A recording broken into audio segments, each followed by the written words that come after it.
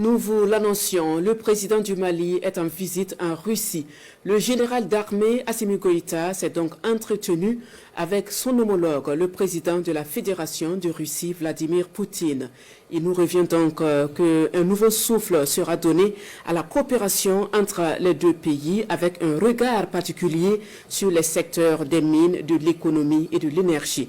Nos confrères de l'ORTM, Sira Batili et Adama Kamara, pour le point.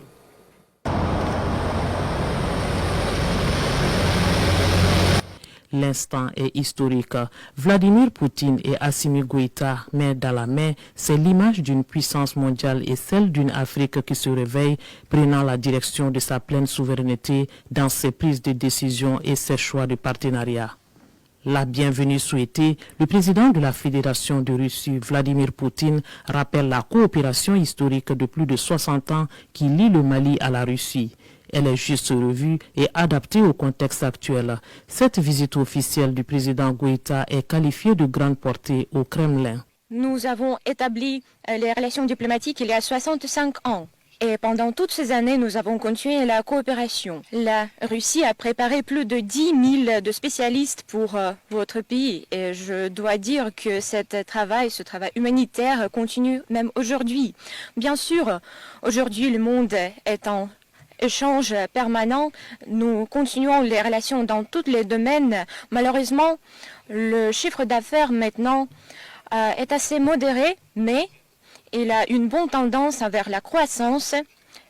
Et en plus, il y a de bonnes directions pour la coopération comme l'exploration minière, l'exploitation des ressources naturelles, l'énergie, la logistique et bien sûr le domaine humanitaire que j'ai déjà mentionné.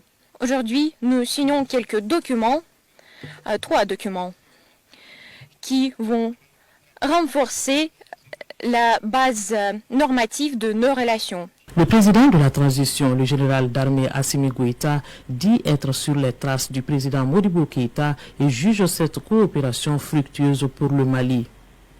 L'accent est désormais mis sur 3 secteurs clés. Le domaine de coopération touche plusieurs domaines, notamment la défense et la sécurité, le transport, l'économie, l'agriculture, l'énergie et les mines. Aujourd'hui, force est de reconnaître effectivement qu'avec la coopération avec la Russie, aujourd'hui notamment sur le plan de défense et sécurité, le Mali a pu recouvrir l'entièreté de son territoire.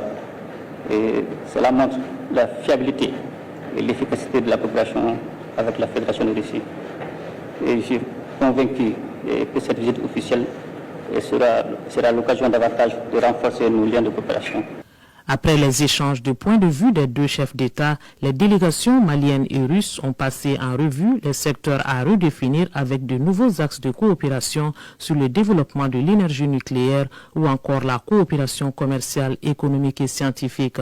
Une mise au point faite devant les 2 chefs d'État. Et pour concrétiser tout cela, une commission intergouvernementale sera créée.